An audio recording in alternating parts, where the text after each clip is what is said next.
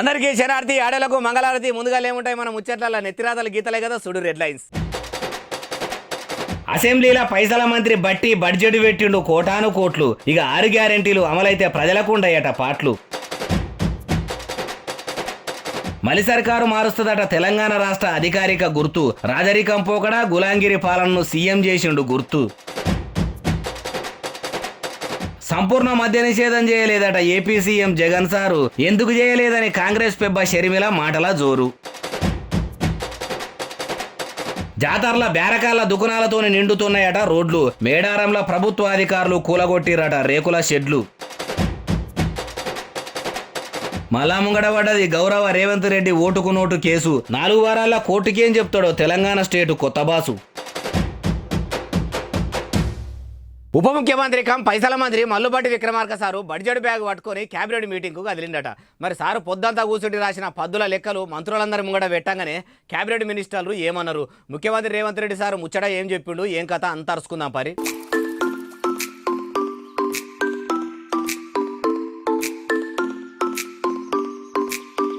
Budget బ్యాగుతోనే పోయి కలిస్తే బాగుండదు అనుకున్నాడో ఏమో.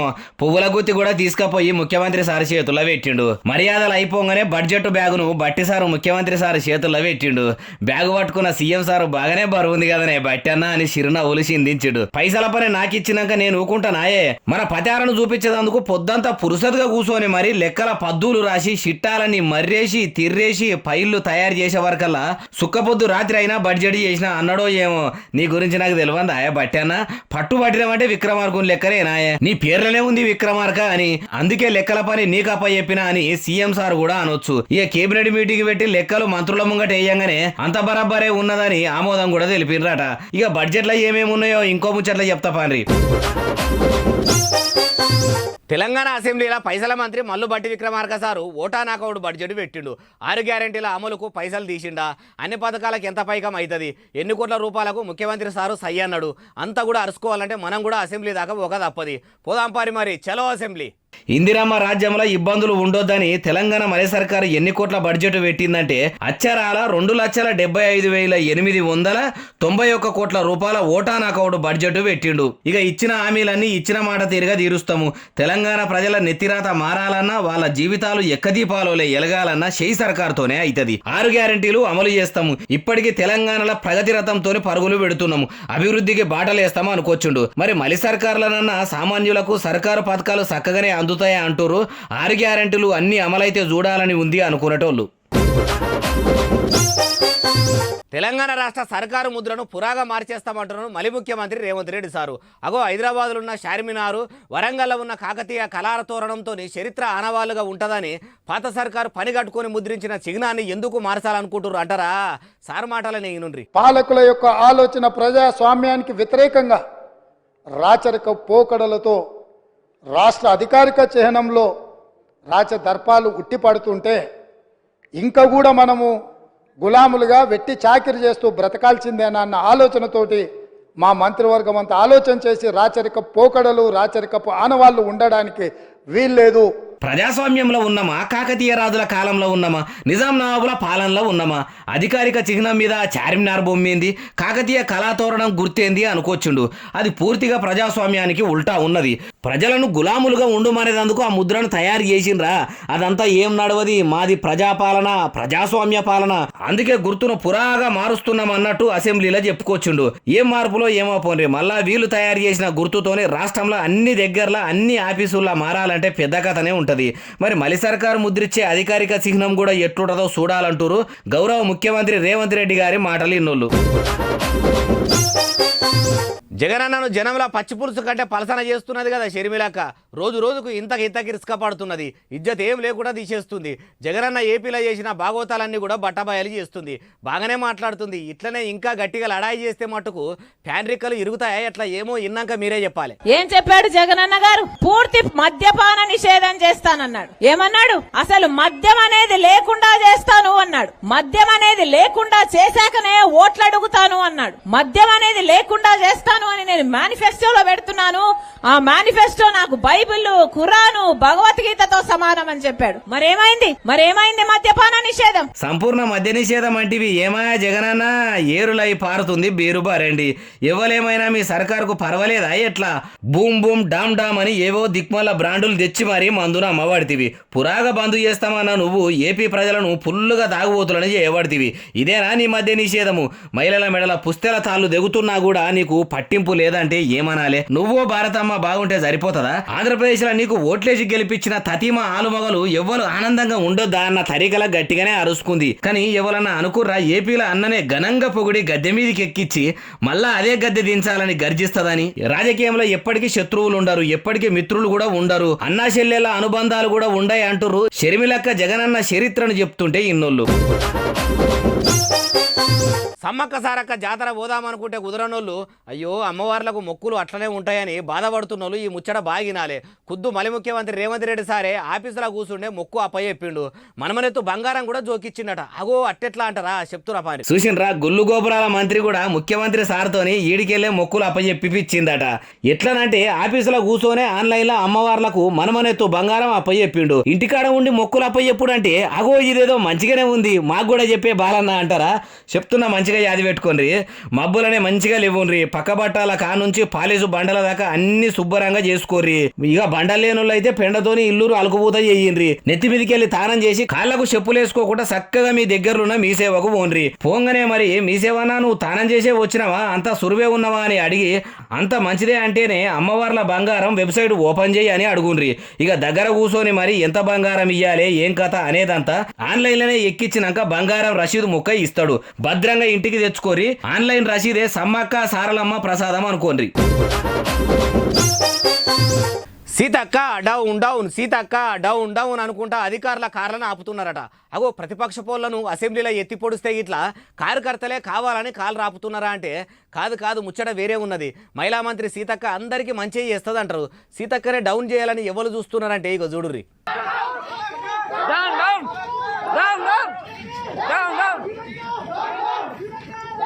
ఇనరా Seethakka down down, Congress down down అంటున్నది కార్యకర్తలు కాదు. మేడారం జాతరల సడకుల పక్కకు రేకుల కొట్టాలేసుకుని చిన్న దందాలు చేసుకున్నటోళ్ళట. అగో మరి వాళ్ళకి ఏమైంది? పోలీసులు కూడా వచ్చిండ్రు అంటే వనదేవతల జాతరల రేకుల షెడ్డు చేసుకుంటే అధికారులు వచ్చి ఆయన కూలగొట్టిరట. అగో బేరాలు చేసుకుని బతికే మాకే నిల్వ నీడలే కూడా చేస్తారా అని అధికారుల కార్లను ఆపి నిలదీస్తుండ్రట.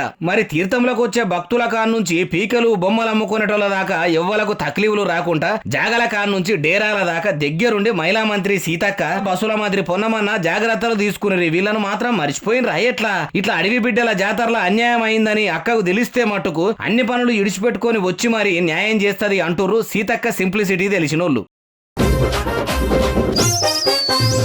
ఓటుకు నోటు కేసు ముఖ్యమంత్రి అయినా కానీ రేవంత్ రెడ్డి సార్ను ఇడిచిపెడతలేదు కదా. అగో ఎన్ని దినాలైనా సార్ ఇంకా కేసును కొట్టేయించుకోలేదా అంటే కొట్టేయించుకుంటే కోర్టు నోటీసులు ఎందుకు పంపుతుంది? 4 వారాల సమాధానం ఎందుకు చెప్పమంటది? ఇప్పుడు ఈ కేసును ఎవరు ముంగటేసిర్రంటరా చెప్తున్నా పారి.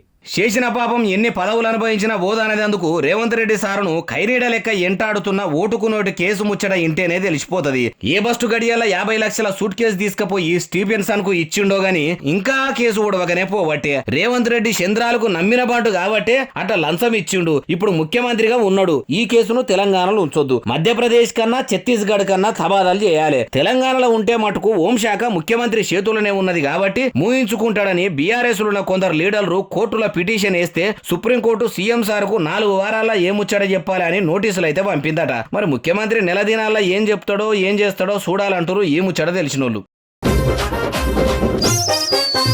తెలంగాణ కమలంపు మాజీ పెబ్బ బండి సంజయ్ అన్న పాదయాత్ర చేస్తున్నాడట. అగో ఇంత మునుపు కూడా చేసిండు, మళ్ళా కూడా చేస్తున్నాడా అంటే చేస్తున్నాడట. పాదయాత్రనే కాదు ప్రజాహిత యాత్ర అని కూడా పేరు కూడా పెట్టుకున్నాడట. మరి ఏడికెంచి ఏడుదాకా చేస్తున్నాడు, ఎప్పటి సంది మొదలు పెడతాడు, ఏం కథ? రాష్ట్రం అంతా తిరుగుతాడా? కరీంనగర్లోనే కథం చేస్తాడా? అరుచుకుందాం పారి. దేశం కోసం ధర్మం కోసం సనాతన ధర్మం పాటించే బండి సంజయ్ అన్న భక్తి శ్రద్ధలతోనే తల్లి పాదాలను దాకి పాదయాత్రను సురువు చేసిండు. అట్లా అత్యంతలేసి ఆశీర్వదిస్తుంటే అమ్మనేమో సాక్షాత్తు కౌసల్యాదేవి లెక్క బండన్న రాముల వారి లెక్క ఉన్నట్టు అనిపిస్తలేదు. మంచిగా విజయం సాధించాలే బిడ్డ అని అని నిండుగా దీవెనార్తి కూడా పెట్టొచ్చు. మరి బండన్న మళ్ళెందుకు పాదయాత్ర చేస్తున్నాడంటే పార్లమెంటు ఎన్నికలు దగ్గర పడుతున్నాయి కదా, ప్రజల ప్రచారం పెంచుకునేందుకు ఇప్పటి సందే ఇట్లా ఇషారా చేసిండు కావచ్చు. తెలంగాణలో పువ్వు ఎగురు పెట్టేందుకు తాకత్కు మించి దండలాడుతున్నాడు గాని జనమే దేక్తలేనట్టున్నారు కదా అంటున్నారు ఎమ్మెల్యే ఎన్నికల్లో వీళ్లకు వచ్చిన ఓట్లు చూసినోళ్ళు. అడవి బిడ్డలు సమ్మక్క సారక్కల జాతర జోరుగా చేయాలనుకున్నది కదా సర్కారు. అందరు రావాలని పని కట్టుకొని పత్రికలు తీసుకొని సీతక్క ప్రయాణం కట్టింది. అమ్మవార్ల తీర్థానికి తప్పక రావాలని పేరున పిలుస్తుంది.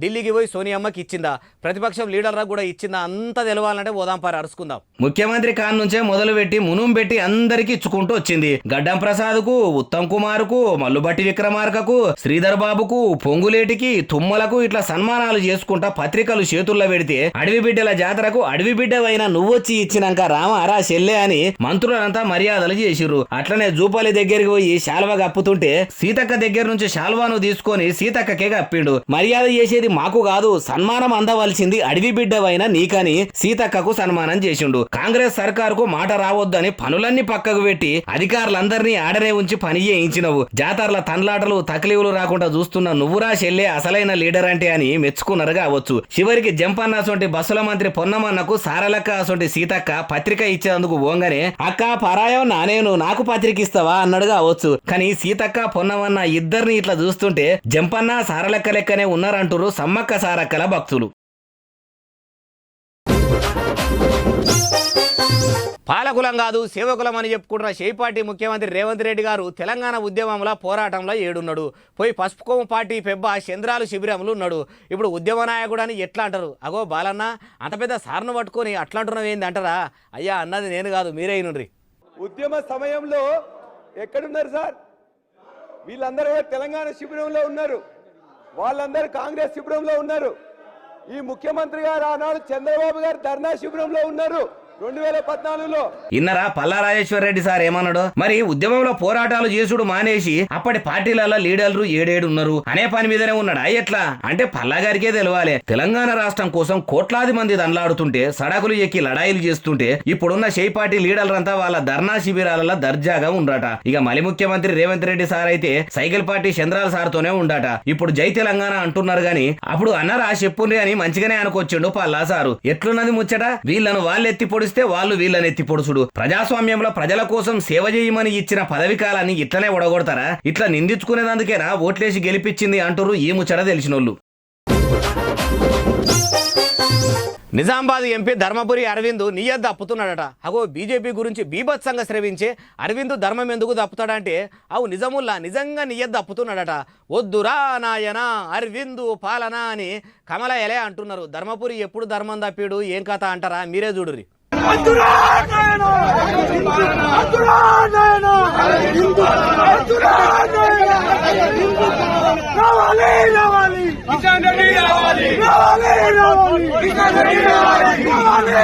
చూసిండ్రా ఎట్లా అంటారు? మరి నిజామాబాద్ లో అరవింద్ సారు కమలం పువ్వు రిక్కలను అంతగానం ఏమాగం చేసిండో గాని బీజేపీ కార్యకర్తలే ఇట్లా మా లీడర్ కు టికెట్ ఇస్తే సస్తమని సమరం చేస్తున్నారంటే వెనకపోట నడిచిన కమలయ్యలను ధర్మపురి గారు బాగానే కష్టపెట్టి ఉంటాడు కావచ్చు. లేకుంటే ఇట్లా కడుపుల బాధ అంతా ఎందుకు చెప్పుకుంటారు చెప్పుర్రి. కానీ కార్ పార్టీ వాళ్ళు కాంగ్రెస్ పార్టీ వాళ్ళు టికెట్ ఇయ్యొద్దు అంటుర్రు అంటే ధర్మపురి అరవింద్ సార్ కు భయపడి ఇట్లా చేస్తుర్రు ఏమో తెలియదు. అయ్యా ధర్మపురి సారు మీరు ధర్మం తప్పకుండ్రి, ముందుగా కార్యకర్తల కష్టాలను తెలుసుకోరి, వాళ్ళను మొదలు మంచిగా చూసుకుంటేనే మీకు మంచిగుంటది, మీకే ఇలువ పెరుగుతుంది. ఇంత పెద్ద లీడర్ అయినా మీకు క్యాడర్ గట్టిగుంటది, లేకుంటే దినమో గండమే అవుతుంది అంటారు ఈ ముచ్చట తెలిసినోళ్ళు. 2 నెలల సంధి ఆశా వర్కర్లకు జీతాలు ఇస్తలేరట. అగో ప్రతి నెల జీతాలు ఆపకుండా చేస్తున్నామని ముఖ్యమంత్రి రేవంత్ రెడ్డి సారే చాలా సార్లు చెప్తున్నాడు. ఇప్పుడేమో ఆశా అమ్మలక్కలకు శాలరీలు ఇస్తలేరా అంటే అగో అట్లెందుకు ఇస్తలేరు ఏం కథ మొత్తం బాధితులే చెప్తారు. ఇనుండ్రి.